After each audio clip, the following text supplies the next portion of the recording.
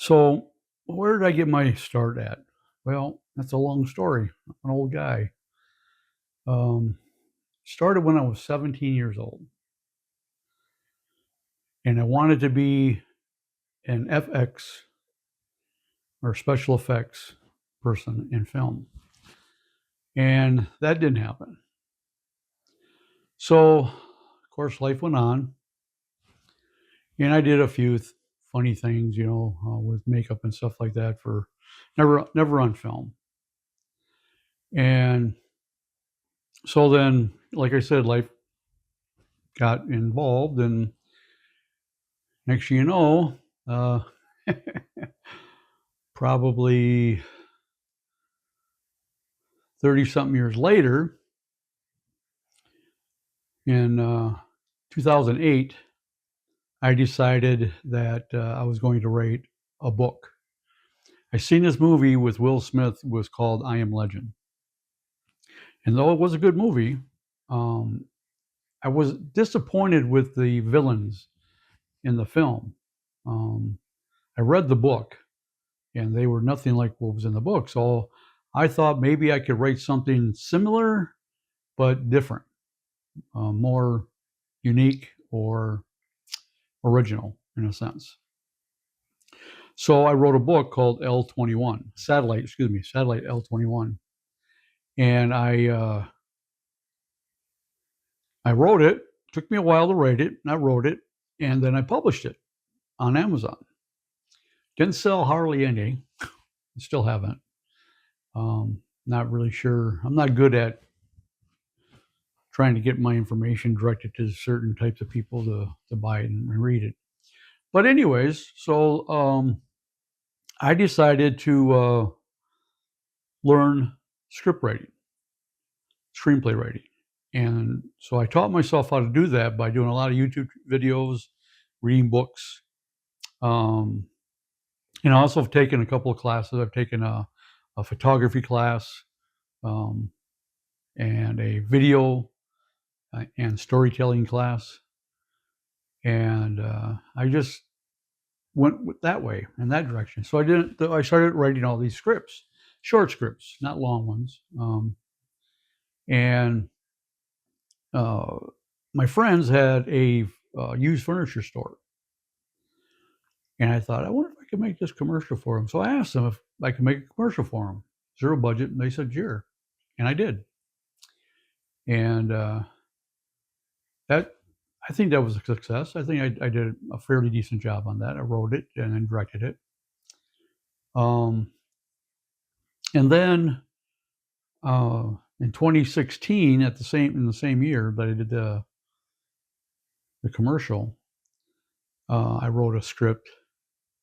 It was first titled "The Whisper," and after filming some of it, somebody mentioned to me that, yeah, that probably wouldn't be a good name for it. So I called it "The Manifestation," and I filmed that at my house, at my friend's store, and then at their house. They let me film some there at there, and so I did that, and then I decided to start doing some more. So I wrote another one called The Caretaker. Started filming that, but that didn't get finished. That's a whole nother story. And so that's kind of how I got my start. I just started doing that. And then, of course, when COVID hit, nothing really happened. I started making some silly ones by myself here at home because I couldn't go anywhere. And yeah, so it started with that.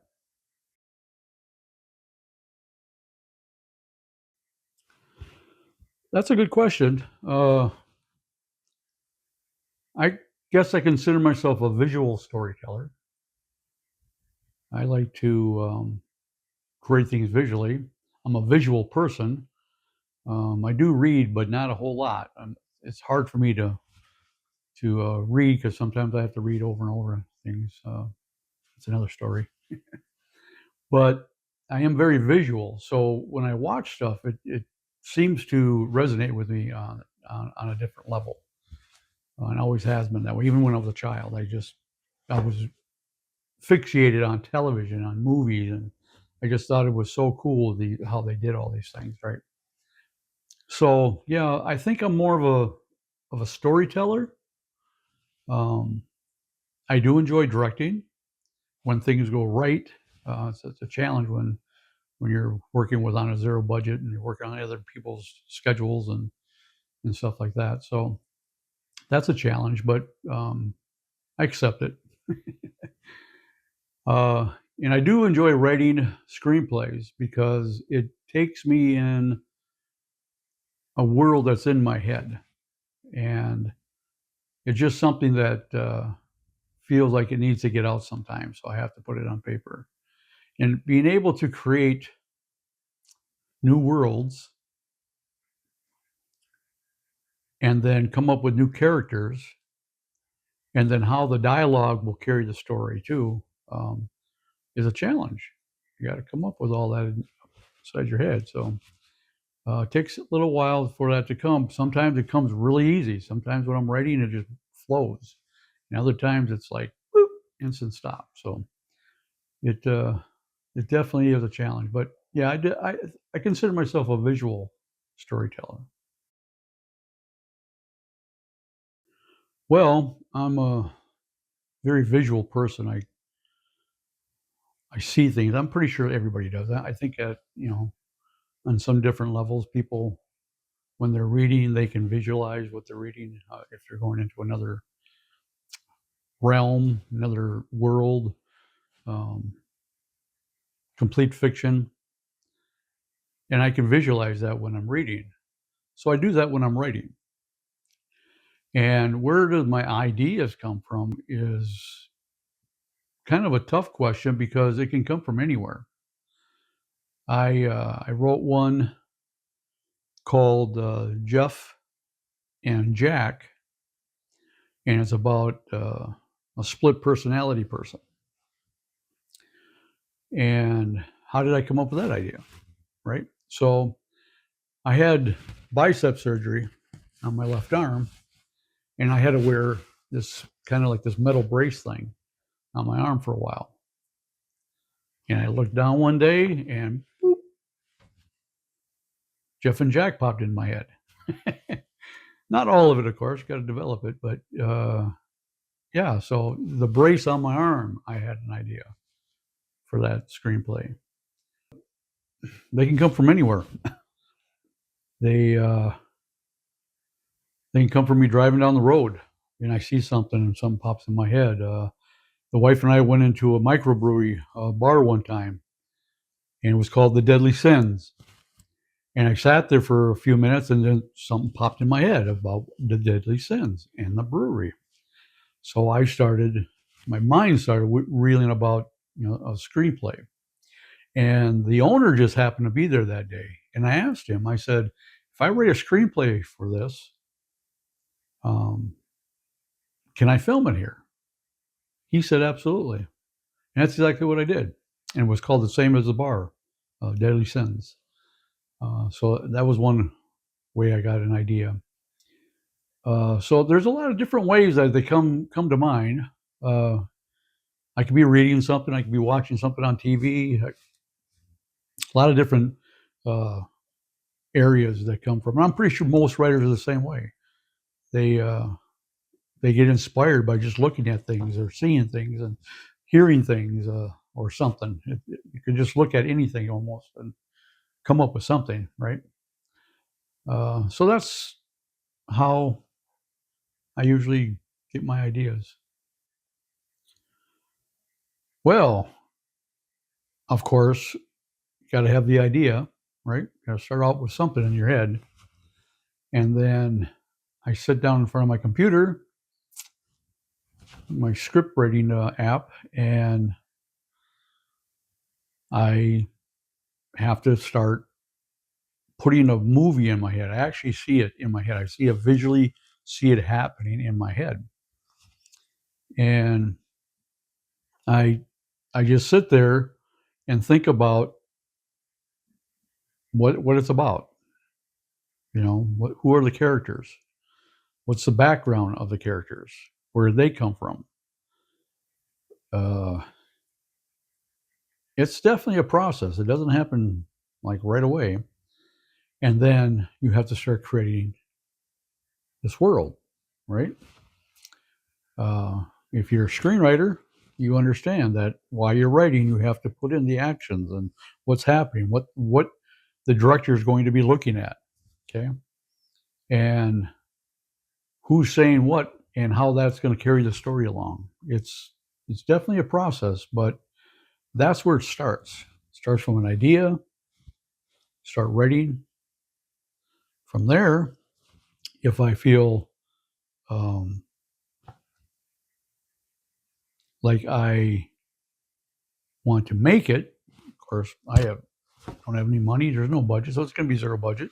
So it's not. It's going to be low quality. You know, it's going to be wannabe actors, things like that. People that want to act, want to get on film for free. Um, and if you got somebody that is a cinematographer, they know how to run cameras, that's great. You can start talking to those people and bringing those together. But it's it's also, you have to, when you're doing it yourself, you have to be everything. You have to wear all the hats, right? You have to be the writer, you have to be the producer, you have to be the director, you have to be uh, the line producer, you have to be the assistant director, you have to be the gaffer, you have to be the audio uh, person. I mean, you're doing everything yourself, right? And that's how I made a lot of my films. I was everything. I did everything. The only thing I didn't do was acting. Um, and it's frustrating at times, to be honest. It's frustrating.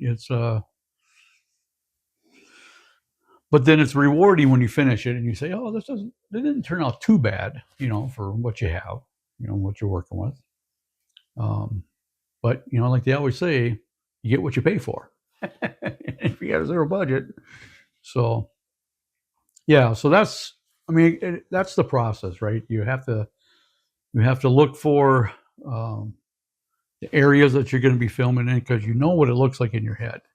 How can you film it? So then, when you're an independent filmmaker and you have a zero budget, you really, when you're even ready to film, you got to get really creative about where you're going to film it, right? Even as a writer, as you're writing it, you have to think about, where would I film this shot, this scene, um, and it has to be someplace where you can shoot, right? Someplace that you can make look different, like my house, right? You don't know what my house looks like. So I could be shooting in multiple locations just in my house and have it feel like we're at a complete different place. See, so you have to be creative in that way, um, how you shoot. And then you have to block out the shot. That's when you got a good cinematographer. That's good because they have the eye of things that they can see that you might not be able to see or you didn't see, and they can give you suggestions. Well, this shot wouldn't look as good as this shot, even though you might think, "Whoa," when I wrote it, But then they say, "Hey," and you're like, "Oh yeah." So it's a whole process of trying to bring this all together, and it's tough when you're by yourself. So that's basically my process: just writing, finding a place to film, finding actors, crew if you can. Usually it's just me. So yeah, so that's it.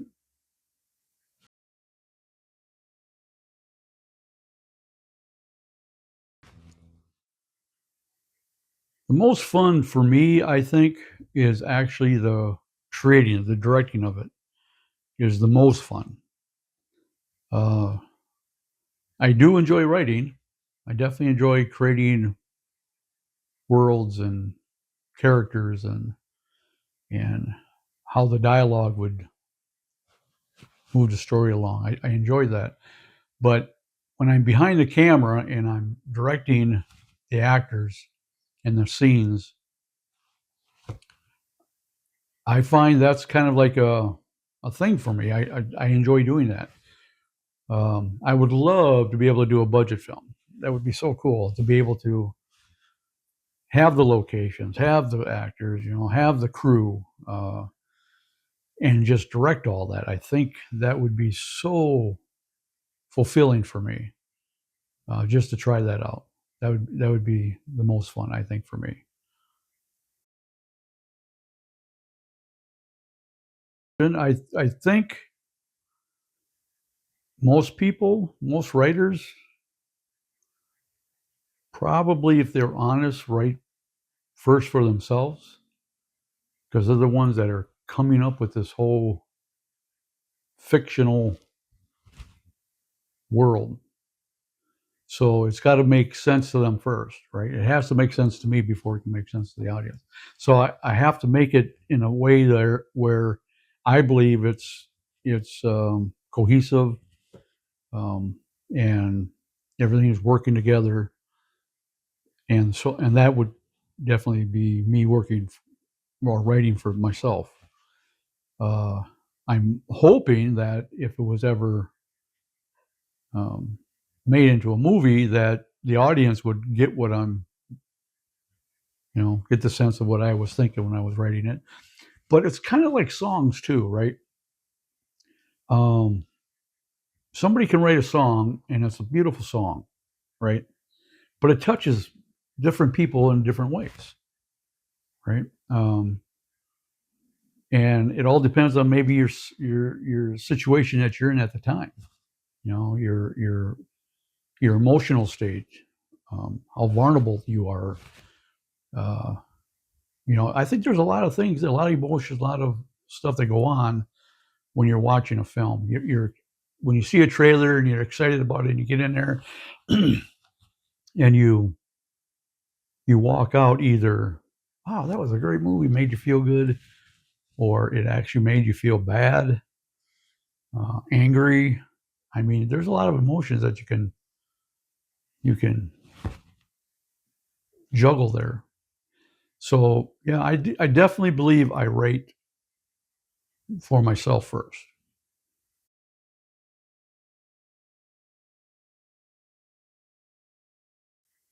Well, I think being unique is probably not the word that I would use, but originality, trying to come up with something original. Now, we're all human and we all live on this planet and we all go through a lot of the same situations. Um, but every situation has a million billion different scenarios of how it can end, how you can go through that particular scenario. Um, so originality, I think, is important. My L-21 satellite L-21 is not really original, but it's definitely unique, I guess, in that word. Different than I Am Legend, and then all the other type of movies like that. When I wrote that, in my sense of how different than the actual book I Am Legend. If you haven't read it yet, I hope that's not a spoiler for you if you plan on reading it. But the antagonists in there are vampires, and they were turned into vampires from some weird virus. Okay, my story is very similar to that, but they're still human. They're not supernatural. They're not, you know, demonic or anything like that. They've become, in a sense, like a rabid person, somebody that had rabies, and it went so far that it caused them to go crazy. That's the twist on my story. Um, so, in that sense, it's kind of an original, right? But it's just unique, I guess, to that type of story. Now, I have a lot of other ones that are touching stories, like Jenna, right? And it's a short story about a single mom who's pregnant, and find out that she's dying and she's about to give birth. So that's kind of a touching story. And I think that's kind of an original story. Jeff and Jack that I mentioned before, I believe is original story. At least I haven't come across anything like that. And that's another thing that I try to do. I try to write something that I haven't seen before or read before. So I try to be very original in my writing. The Accidental Serial Killer. It's a dramedy, right? I've never seen anything like that before, and so I think that's an original. So yeah, I try to keep myself very um, unique, but my stories are the original stories.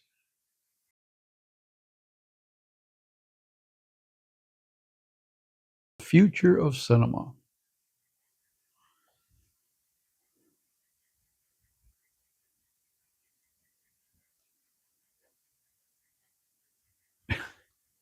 Yeah, so here we are, 2026, and it seems that technology uh, is just ramping up so quickly. Things are coming about so quickly, and of course, when you say that, you have to mention AI.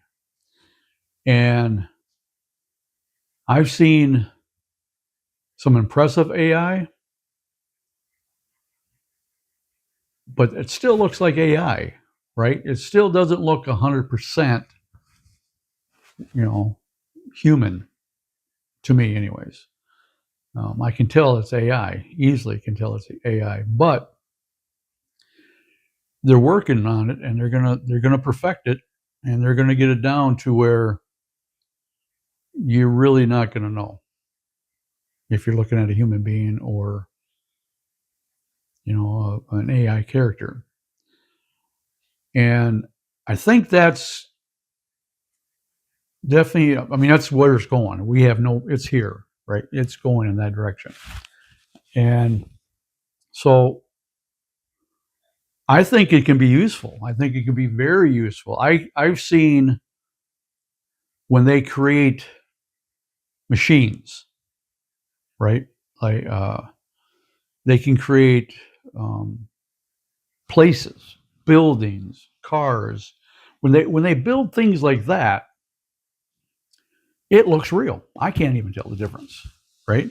And I think that's where AI has its place. It has its place to put the character in another world or another situation, another um, place that would be way too expensive to either build or fly them to there and here and there, where they could just do it inside of a studio. And it's